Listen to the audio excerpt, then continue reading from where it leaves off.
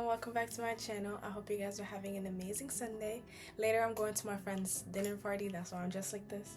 Today we're reading, however, Exodus 2 and 3 with a small recap on Genesis 1. Genesis first talks about the names of the son of Israel who came to Egypt, and the total number of Jacob's descendants was 70. Joseph was already in Egypt. Joseph and all his brothers and all that generation eventually died. But the Israelites were fruitful, increased rapidly, multiplied, and became extremely numerous, so that the land was fulfilled with them. A new king, who did not know about Joseph, came to power in Egypt. He said to his people, "Look, the Israelite people are more numerous and powerful than we are. Come, let's deal shrewdly with them. Otherwise, they will multiply further, and when war breaks out, they will join our enemies, fight against us, and leave the country." So the Egyptians assigned taskmakers over the Israelites to oppress them with forced labor. Down to verse 15 says, "The king of Egypt said to the Hebrew midwives, when you help the Hebrew woman give birth, observe them as they deliver. If the children is a son, kill him. But if it is a daughter, she may live." The midwives, however, feared God and did not do as the king of Egypt had asked of them, or had told them. And then the midwives technically did not do that because they feared God more than the king. Wait, why did I do that? The actual king, right? Anyway, you get what I'm saying. So God was good to the midwives because they did not kill the boys, right? Verse 22 says, "Pharaoh then commanded all his people, you must throw every son born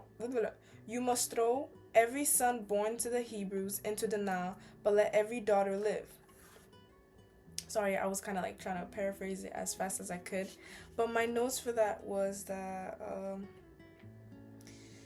all the new kings, apparently, they have the same names, Pharaoh, but this one was stubborn. And I also said that Pharaoh feared how numerous the Israelites were getting, so he let evil take over his heart. And I said, when you fear the Lord more than an earthly king, God will reward you. Exodus 2 is titled Moses' Birth and Adoption. Now a man from the family of Levi married a Levite woman. The woman became pregnant and gave birth to a son. When she saw that he was beautiful, she hid him for 3 months. But when she could no longer hide him, she got a papyrus basket for him and coated it with asphalt and pitch. In my commentary app, it says that a papyrus basket is the same. I forgot what word it used, but it said it's the same thing that Noah used when he was building the ark. And she placed a child in it and set it among the reeds by the bank of Nile. Then his sister stood at a distance in order to see what would happen to him. Pharaoh's daughter went down to bathe at the Nile, while her servant girls walked along the riverbank. She saw the basket among the reeds, sent her slave girl, took it, opened it, and saw him, the child. And there he was, a little boy crying. She felt sorry for him and said, "This is one of the Hebrew boys." Then his sister said to Pharaoh's daughter, "Should I go and call a Hebrew woman who is nursing to nurse the boy for you?" "Go," Pharaoh's daughter told her. So the girl went and called the boy's mother. Then Pharaoh's daughter said to her, "Take this child and nurse him for me, and I will pay your wages." So the woman took the boy and nursed him. When the child grew older, she brought him to Pharaoh's daughter, and he became her son. She named him Moses because she said, "I drew him out of the water." My note said that God has his way of turning what you thought was bad to greatness. And I also said that Moses' sister is an amazing sister. She eased the mom's pain by giving her more time with her baby. Thank God Pharaoh's daughter felt sorry for the baby. And I also said that the mother gave up something precious to her, trusting that God would take care of it and perhaps find a way to give it back to her. Moses and Midian. Years later, after Moses had grown up, he went out to his own people and observed their forced labor. He saw an Egyptian striking a Hebrew, one of his people. Looking all around and seeing no one, he struck the Egyptian dead and hid him in the sand. The next day he went out and saw two Hebrews fighting. He asked the one in the wrong, "Why are you attacking your neighbor?" "Who made you a commander and judge over us?" the man replied. "Are you planning to kill me as you killed the Egyptian?" Then Moses became afraid and thought, "What I did is certainly known." When Moses heard about this, he tried to kill Moses, but Moses fled from Pharaoh and went to live in the land of Midian and sat down by a well. Now the priest of Midian had 7 daughters. They came to draw water and filled the droughts to water their father's flock. Then some shepherds arrived and drove them away, but Moses came to their rescue and watered their flock. When they returned to their father Reuel, he asked, "Why have you come back so quickly today?" They answered, "An Egyptian rescued us from the shepherds. He even drew water for us and watered the flock." "So where is he?"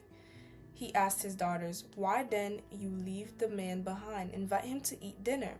Moses agreed to stay with the man, and he gave his daughter Zipporah to Moses in marriage. She gave birth to a son who he named Gershom. For he said, "I have been a resident alien in a foreign land." After a long time, the king of Egypt died. The Israelites groaned because of their difficult labor. They cried out in their cry for help because of the difficult labor ascended to God. God heard their groaning, and God remembered his covenant with Abraham, with Isaac, and with Jacob. God saw the Israelites, and God knew. Okay, so I also wrote that. Okay, Moses knew who he was. As much allure and ease there was in his life as an Egyptian, he knew, "That's not me." His faith in the God he served helped him to know who he was. Notice how when his father wanted to kill him, he fled to Midian, right? And I said that in Midian, God was shaping Moses for his future calling. And down below, I also said that I watched the movie called The Prince of Egypt. And I said that if it's correct, the new Pharaoh was Moses' Egyptian brother. I'm not sure how accurate it was, but it was such a good movie. You guys should watch. But we're not in Genesis anymore. In Exodus 3, it's titled Moses and the Burning Bush. Meanwhile, Moses was shepherding the flock of his father-in-law, Jethro, the priest of Midian. He led the flock to the far side of the wilderness and came to Horeb, the mountain of God. Then the angel of the Lord appeared to him in a flame of fire within a bush. As Moses looked, he saw that the bush was on fire but was not consumed. So Moses thought, "I must go over and look at this remarkable sight. Why isn't the bush burning up?" When the Lord saw that he had gone over to look, God called out to him from the bush, "Moses, Moses." My notes said that God didn't speak to Moses until he had his attention. Often, God's word doesn't touch our heart the way that it might because we don't give it our attention. And I love how God just knew his name. God just called him by his name. "Here I am," I answered. "Do not come closer," he said. "Remove the sandals from your feet, for the place where you are standing is holy ground."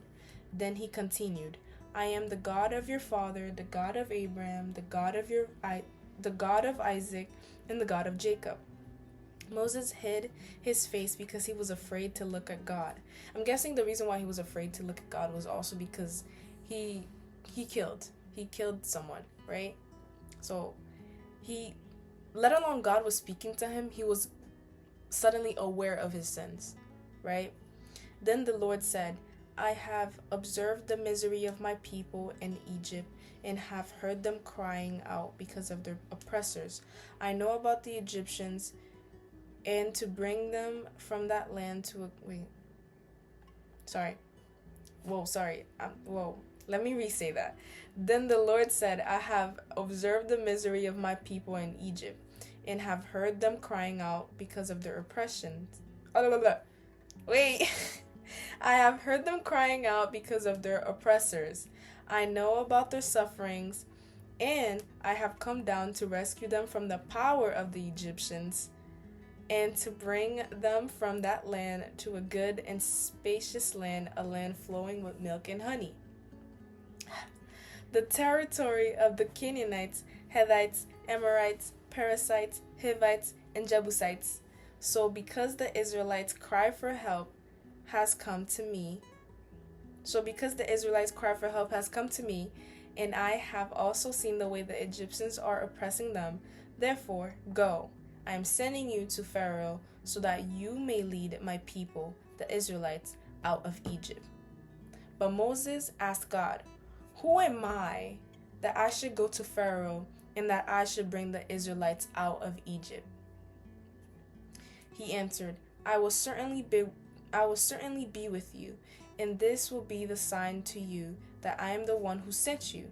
When you bring the people out of Egypt, you will all worship God at this mountain. Then Moses asked God, if I go to the Israelites and say to them, the God of your ancestors has sent me to you, and they ask me, what is his name? What should I tell them? God replied to Moses, I am who I am.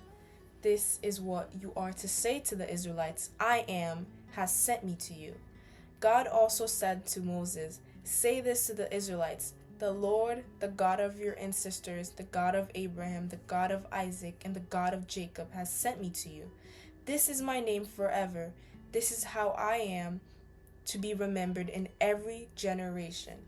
Go and assemble the elders of Israel and say to them, the Lord God of your ancestors, the God of Abraham, Isaac, and Jacob has appeared to me and said, I have paid close attention to you and to what has been done to you in Egypt. And I have promised you that I will bring you up from the misery of Egypt to the land of the Canaanites, Hittites, Amorites, Perizzites, Hivites, and Jebusites, a land flowing with milk and honey.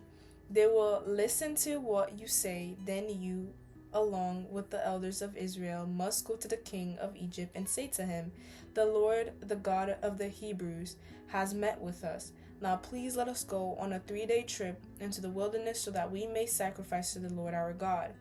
However, I know that the king of Egypt will not allow you to go, even under force from a strong hand.